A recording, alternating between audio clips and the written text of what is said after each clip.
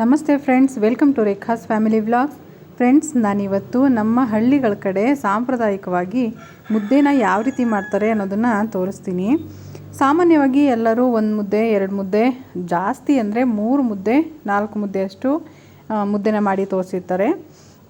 ಆದರೆ ಒಂದು 8ರಿಂದ 10 ಮುದ್ದೆ ಮಾಡಬೇಕಾದ್ರೆ ಯಾವ ರೀತಿ ಮಾಡ್ಕೊಳ್ಳೋದು ಅನ್ನೋದನ್ನು ನಾನಿವತ್ತು ತೋರಿಸ್ತೀನಿ. ನಮ್ಮನೇಲಂತೂ ಚಿಕ್ಕ ಮಕ್ಕಳಿಂದ ಹಿಡಿದು ದೊಡ್ಡೋರ್ವರೆಗೂ ಎಲ್ಲರೂ ಮುದ್ದೆನ ತಿಂತಾರೆ. ಮುದ್ದೆಗೇನು ತುಂಬ ವಸ್ತುಗಳು ಬೇಕಾಗೋದಿಲ್ಲ. ಅದರಿಂದ ಮಾಡ್ತಾನೆ ಏನೇನು ಬೇಕು, ಎಷ್ಟೆಷ್ಟು ಬೇಕು ಅನ್ನೋದನ್ನು ಹೇಳ್ತೀನಿ. ಮೊದಲು ಮುದ್ದೆ ಪಾತ್ರೆಯಲ್ಲಿ ನೀರನ್ನು ಬಿಸಿ ಮಾಡೋಕ್ಕೆ ಇಟ್ಟಿದ್ದೀನಿ. ನಾನು ಈ ಪಾತ್ರೆಯಲ್ಲಿ ಒಂದು ಸರಿ ಫುಲ್ ನೀರನ್ನ ಹಾಕಿದ್ದೀನಿ. ಅದಾದಮೇಲೆ ಇದರಲ್ಲಿ ಅರ್ಧ ನೀರನ್ನು ತೊಗೊಂಡಿದ್ದೀನಿ. 1.5 ಪಾತ್ರೆಯಷ್ಟು ನೀರನ್ನ ತೊಗೊಂಡಿದ್ದೀನಿ. ಆಮೇಲೆ ರಾಗಿ ಹಿಟ್ಟು, ಇದನ್ನು ಅಷ್ಟೇ ಹಾಕಬೇಕಾದ್ರೇ ತೋರಿಸ್ತೀನಿ ಎಷ್ಟು ಹಾಕಬೇಕು ಅಂತ. ಮೊದಲು ನಾವು ಇಟ್ಟಿರೋ ನೀರನ್ನು ಚೆನ್ನಾಗಿ ಕಾಯಿಸ್ಕೋಬೇಕು. ನೀರು ಚೆನ್ನಾಗಿ ಕಾದಿದ್ದಾದಮೇಲೆ 1-2 ಸೌಟಷ್ಟು ರಾಗಿ ಹಸಿಟ್ಟನ್ನು ಅದಕ್ಕೆ ಹಾಕಿ ತಿರುಗಿಸ್ಕೋಬೇಕು. ಡೈರೆಕ್ಟಾಗಿ ನಾನು ನೀರೊಳಗಡೆ ಹಾಕಿ ತಿರುಗಿಸ್ಕೊತೀನಿ. ಆದರೆ ನಿಮ್ಗೆ ತೋರ್ಸೋಕ್ಕೋಸ್ಕರ 2 ಸೌಟು ರಾಗಿ ಹಿಟ್ಟನ್ನು ಹಾಕಿ ಆನಂತರ ಅದಕ್ಕೆ ಸೇರಿಸ್ಕೊತೀನಿ. 2 ಸೌಟು ಹಾಕಿ ಮತ್ತು ಇನ್ನೊಂದು ಅರ್ಧ ಸೇರಿಸ್ಕೊತಾ ಇದ್ದೀನಿ. ಇಷ್ಟನ್ನ ನಾವು ಫಸ್ಟ್ಗೆ ನೀರು ಕಾದಿರೋ ನೀರಿಗೆ ಹಾಕಿ ಸೇರಿಸ್ಕೊಂಡು ತಿರುಗಿಸ್ಕೋಬೇಕು. ನೀರು ತುಂಬ ಮರಳೋ ಥರ ಕಾಯಿಸ್ಕೋಬಾರ್ದು. ನೀರು ಮರಳೋ ಥರ ಕಾಯಿಸ್ಕೊಂಡಿದ್ರೆ ರಾಗಿ ಹಿಟ್ಟು ಗಂಟಾಗ್ಬಿಡುತ್ತೆ. ರಾಗಿ ಹಿಟ್ಟನ್ನು ಹಾಕಿ ಮಿಕ್ಸ್ ಮಾಡಿಕೊಂಡಾಗ ಸ್ವಲ್ಪ ನೀರು ಥರನೇ ಇರುತ್ತೆ. ಆದರೆ ಒಂದು 10 ನಿಮಿಷದ ತನಕ ನಾವು ಅದನ್ನು ಕುದಿಯೋಕ್ಕೆ ಬಿಟ್ಟಾಗ ಸ್ವಲ್ಪ ಗಟ್ಟಿಯಾಗಿ ಬರುತ್ತೆ. ಆದರೆ ಮಧ್ಯದಲ್ಲಿ ಸ್ವಲ್ಪ ಸೌಟಿಂದ ತಿರುಗಿಸ್ಕೊತಾ ಇರಬೇಕು. ಒಂದು 10 ನಿಮಿಷ ಬೆಂದಿದ್ದಾದಮೇಲೆ ಗಟ್ಟಿಯಾಗಿ ಬಂದಿರುತ್ತೆ. ಇದನ್ನೇ ನಾವು ರಾಗಿ ಅಂಬ್ಲಿ ಅಂತ ಕರೆಯೋದು. ಇದನ್ನು ಒಂದು ಸರಿ ಚೆನ್ನಾಗಿ ತಿರುಗಿಸ್ಕೊಂಡು ಒಂದು ಬಟ್ಲಿಗೆ ಎತ್ತಿಟ್ಕೋತೀನಿ. ಯಾಕಂದರೆ ನಾವು ಮುದ್ದೆನ ಬೇಯಿಸಿ ತಿರುಗಿಸ್ಕೊಂಡಾಗ ಮುದ್ದೆ ಏನಾದರೂ ಗಟ್ಟಿಯಾದರೆ ಅದಕ್ಕೆ ಈ ಅಂಬ್ಲಿನ ಸೇರಿಸಿ ತಿರುಗಿಸ್ಕೊಂಡ್ರೆ ಆವಾಗ ಮುದ್ದೆ ಸ್ಮೂತಾಗಿ ಬರುತ್ತೆ. ಅಥವಾ ಮುದ್ದೆ ತಿರುಗಿಸಿದಾಗ ಅದೇ ಸರಿ ಹೋಯ್ತು ಅಂತ ಅನಿಸಿದ್ರೆ ಆ ಅಂಬ್ಲಿನ ನಾನು ಹಾಗೆ ಇಟ್ಟಿರ್ತೀನಿ. ಬೆಳಿಗ್ಗೆ ಟೈಮು ನಮ್ಮ ಅಮ್ಮ ಅದನ್ನು ಕುಡಿತಾರೆ. ಯಾಕಂದರೆ ಅಂಬ್ಲಿ ನಮ್ಮ ದೇಹಕ್ಕೆ ತುಂಬ ತಂಪು. ಅಂಬ್ಲಿನ ಸ್ವಲ್ಪ ತೆಗೆದಿಟ್ಟಾದಮೇಲೆ ಉಳಿದಿದ್ದಕ್ಕೆ ಹಸಿಟ್ಟನ್ನ ಹಾಕ್ಕೊಳ್ಳೋಣ.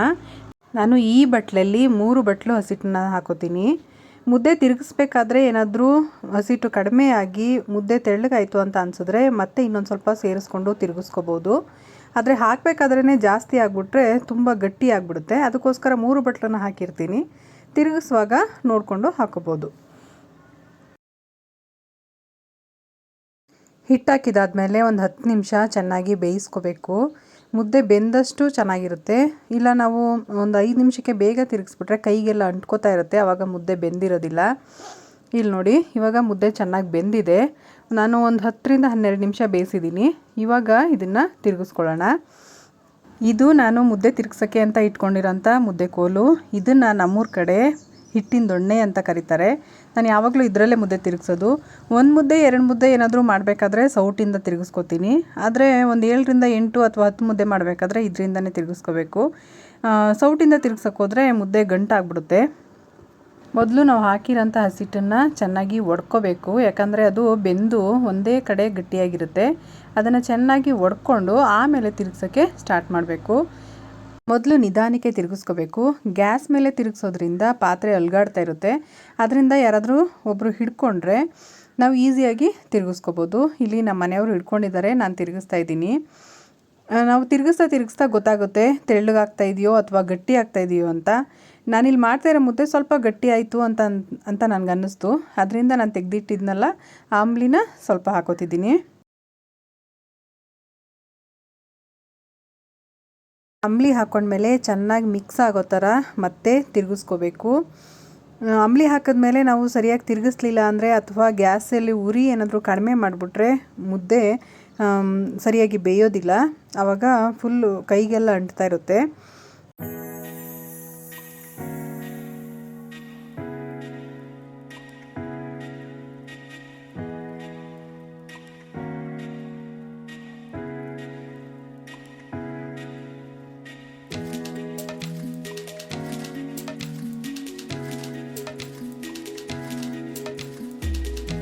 ಚೆನ್ನಾಗಿ ತಿರುಗಿಸ್ಕೊಂಡಿದ್ದಾದಮೇಲೆ ಮುದ್ದೆ ಪಾತ್ರೆನ ಕೆಳಗಡೆ ಇಟ್ಕೋತೀನಿ. ನಾನು ಯಾವಾಗಲೂ ಕೆಳಗಡೆ ಇಟ್ಕೊಂಡೆ ಮುದ್ದೆನ ಕಟ್ಕೊಳ್ಳೋದು. ಈ ಪ್ಲೇಟನ್ನು ನಾನು ಮುದ್ದೆನ ತೊಗೊಳಕ್ಕೆ ಯೂಸ್ ಮಾಡ್ತೀನಿ. ಮತ್ತು ಇದು ಮುರಿದೋಗಿರೋಂಥ ಸೌಟು. ಇದರಿಂದ ಮುದ್ದೆನ ತಿರುಗಿಸ್ಕೊಂಡು ಮುದ್ದೆನ ಕಟ್ಕೋತೀನಿ. ಒಲೆ ಮೇಲೆ ಇರಬೇಕಾದ್ರೆ ಮಾತ್ರ ಮುದ್ದೆ ಕೋಲಿಂದ ತಿರುಗಿಸ್ತೀನಿ. ಆದರೆ ಕೆಳಗಡೆ ಮುದ್ದೆ ಕಟ್ಟೋಕ್ಕೆ ತಿರುಗಿಸ್ಕೋಬೇಕಲ್ಲ, ಆದ್ದರಿಂದ ಈ ಸೌಟಿಂದನೇ ತಿರುಗಿಸ್ಕೋತೀನಿ. ಹಾಗೆ ಒಲೆ ಮೇಲೆ ತಿರುಗಿಸಿ ಆದಮೇಲೆ ಎಲ್ಲ ಮುದ್ದೆನೂ ಹಾಗೆ ತೆಗೆದು ಕಟ್ಟೋಕ್ಕಾಗಲ್ಲ, ಯಾಕೆಂದರೆ ಮುದ್ದೆ ನೈಸಾಗಿ ಬರೋದಿಲ್ಲ. ಒಂದೊಂದು ಮುದ್ದೆಗೂ ತಿರುಗಿಸ್ಕೊಂಡು ಆಮೇಲೆ ತೊಗೊಂಡು ಮುದ್ದೆ ಕಟ್ಕೋಬೇಕಾಗುತ್ತೆ. ನಾನು 2 ಮುದ್ದೆಗೆ ಒಂದು ಸಲ ತಿರುಗಿಸ್ಕೋತೀನಿ, ಆಗಲೂ ನೈಸಾಗೇ ಮುದ್ದೆ ಬರುತ್ತೆ.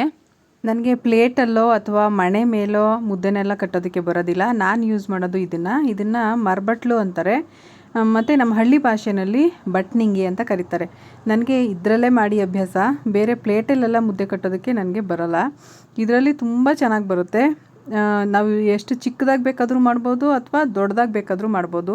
ನಾನು ಮಕ್ಳಿಗೋಸ್ಕರ ಚಿಕ್ಕದಾಗಿ ಮಾಡ್ತೀನಿ, ದೊಡ್ಡವ್ರಿಗೆ ಮಾಡಬೇಕಾದ್ರೆ ಸ್ವಲ್ಪ ದೊಡ್ಡದಾಗಿ ಮಾಡ್ಕೊತೀನಿ.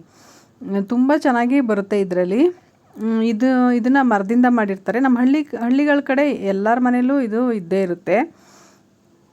ಮುದ್ದೆ ಕಟ್ಕೊಂಡು ಹಾಟ್ ಬಾಕ್ಸಲ್ಲಿ ಹಾಕಿ ಇಟ್ಕೋತೀನಿ, ಯಾಕಂದರೆ ಮುದ್ದೆ ಮಾಡಿದ ತಕ್ಷಣ ಊಟ ಮಾಡಲ್ವಲ್ಲ, ಊಟ ಮಾಡಬೇಕಾದ್ರೆ ಬಿಸಿಯಾಗಿರಲಿ ಅಂತ ಹಾಟ್ ಬಾಕ್ಸಲ್ಲಿ ಹಾಕಿ ಇಟ್ಕೋತೀನಿ. ಈಗ ಒಂದು ಸರಿ ತಿರುಗಿಸಿ ಆದಮೇಲೆ 2 ಮುದ್ದೆನ ಕಟ್ಟಿ ಹಾಟ್ ಬಾಕ್ಸಿಗೆ ಹಾಕೋತೀನಿ. ನಂತರ ಇನ್ನೊಂದು ಸರಿ ತಿರುಗಿಸ್ಕೊಂಡು ಮತ್ತೆ 2 ಮುದ್ದೆನ ಕಟ್ಕೋತೀನಿ. ಎಲ್ಲ ಮುದ್ದೆಗೂ ಇದೇ ಥರ ಮಾಡ್ಕೋಬೇಕು. ಆದರೆ ಪ್ರತಿ ಸರಿ ಮುದ್ದೆ ಮಾಡಬೇಕಾದ್ರೂ, ಅಂದರೆ ಮುದ್ದೆ ಕಟ್ಟಬೇಕಾದ್ರೆ ಈ ಮರದ ಬಟ್ಲಿಗೆ ನೀರು ಹಾಕಿ ತೊಳೆದ್ಬಿಟ್ಟು ಆಮೇಲೆ ಮುದ್ದೆ ಕಟ್ಟಬೇಕು, ಇಲ್ಲಾಂದರೆ ಅಂಟ್ಕೊಳ್ಳುತ್ತೆ ಅಥವಾ ಸರಿಯಾಗಿ ನೈಸಾಗಿ ಮುದ್ದೆ ಬರೋದಿಲ್ಲ. ಪ್ರತಿ ಸರಿ ನೀರು ಹಾಕಿ ನಾವು ತೊಳೆದ್ಬಿಟ್ಟು ಮುದ್ದೆನ ಕಟ್ಟೋದ್ರಿಂದ ಮುದ್ದೆ ನೈಸಾಗಿ ಬರುತ್ತೆ. ಎಲ್ಲ ಮುದ್ದೆನೂ ಕಟ್ಟಿದ್ದಾಯಿತು. ಒಟ್ಟು 10 ಮುದ್ದೆನ ಮಾಡಿದ್ದೀನಿ. ನಮ್ಮನೆಯಲ್ಲಿ ನಾನು ಚಿಕನ್ ಸಾಂಬಾರು ಮಾಡಿದ್ದೆ. ಸಾಂಬಾರು ಜೊತೆ ಮುದ್ದೆನ ಸರ್ವ್ ಮಾಡಿದ್ದೀನಿ. ನಮ್ಮನೆಯಲ್ಲಿ ರಾತ್ರಿ ಹೊತ್ತು ರೈಸ್ನ ತಿನ್ನೋದು ತುಂಬಾ ಕಡಿಮೆ, ಮುದ್ದೆನೇ ಜಾಸ್ತಿ ತಿಂತಾರೆ. ಹಾಗೆ ನಮ್ಮನೆ 7 ಜನ ಇದ್ದೀವಿ, ನಾನು 10 ಮುದ್ದೆ ಮಾಡಿದ್ದೀನಿ ಅಂತ ಅನ್ಕೋತಿದ್ದೀರಾ. ನಮ್ಮ ಹಸ್ಬೆಂಡು ಬೆಳಿಗ್ಗೆ ಟೈಮು ಮುದ್ದೆ ಉಳಿದಿದ್ರೆ, ರಾತ್ರಿ ಮುದ್ದೆ ಏನಾದರೂ ಬೆಳಿಗ್ಗೆಗೆ ಉಳಿದಿದ್ರೆ ಅದನ್ನು ತಿಂತಾರೆ. ನಾನು ಏನೇ ತಿಂಡಿ ಮಾಡಿದರೂ ರಾತ್ರಿದು ಒಂದು ಮುದ್ದೆ ಇರಲೇಬೇಕು ಅವರಿಗೆ. ಅದನ್ನು ತಿಂದ್ಬಿಟ್ಟು ನೆಕ್ಸ್ಟ್ಗೇ ಅವರು ತಿಂಡಿನ ತಿನ್ನೋದು. ಹಾಗೆ ನಿಮಗೂ ಮುದ್ದೆ ಅಂದರೆ ಇಷ್ಟ ಇದ್ದರೆ, ನಾನು ಮಾಡಿದ ಮುದ್ದೆ ವಿಡಿಯೋ ಇಷ್ಟ ಆಗಿದ್ದರೆ ಪ್ಲೀಸ್ ಒಂದು ಲೈಕ್ ಕೊಡಿ. ಹಾಗೆ ನಿಮ್ಮ ಫ್ರೆಂಡ್ಸ್ ಮತ್ತು ಫ್ಯಾಮಿಲಿ ಜೊತೆ ಶೇರ್ ಮಾಡಿ, ಮತ್ತು ನನ್ನ ಚಾನಲ್ನ ಸಬ್ಸ್ಕ್ರೈಬ್ ಮಾಡೋದನ್ನು ಮರಿಬೇಡಿ. Thank you for watching.